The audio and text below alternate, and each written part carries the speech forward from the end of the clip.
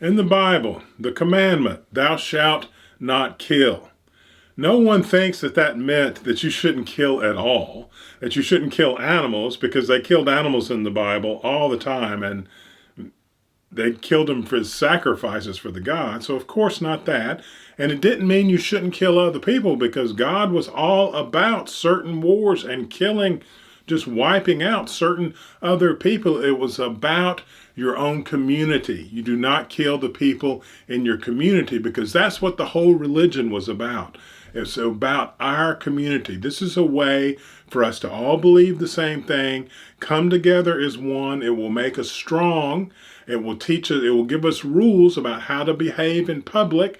It will create a culture, and that's what cultures are. They are rules that set people together. So when you're out in public, you know you don't wear a hat inside, and that's a silly one, but if everybody even follows the silly ones, then everyone feels like the other person is their friend, is their own, has their best interest at heart. And that is the whole problem with everything in America between black and white, is it's two different cultures, and it's culture clash. And until we find a shared culture or learn to live apart, there's going to be problems, because the rules for behavior are vastly different.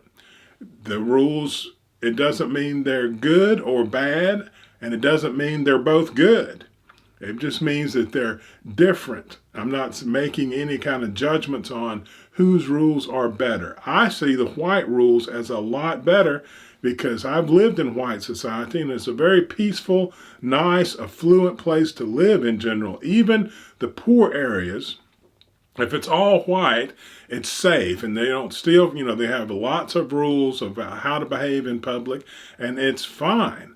There's a little more fighting, because I've lived in the poor areas. You get a little more fist fighting, but that's kind of good for you. But in the black areas, I haven't lived in black culture, so I don't know. But it doesn't look good to me. It looks like, and it might be because they are a minority culture engulfed in a majority culture, and that has seriously negatively affected the culture that they have created here in America. And there's culture in Africa, and I don't see that being any better. So it's a very big discussion that we have to have, but we have to start looking at the fact that the big problem is culture. If you have a black person who acts white, they run through white culture a lot better than a black person that acts black. And now they're through rap and stuff, they're trying to interject black culture into the mainstream. But it's not the best aspects, as far as I can tell, of black culture. It's the violence and the anger. And doesn't that come from mostly being a minority culture inside of a dominant culture? I'm not sure.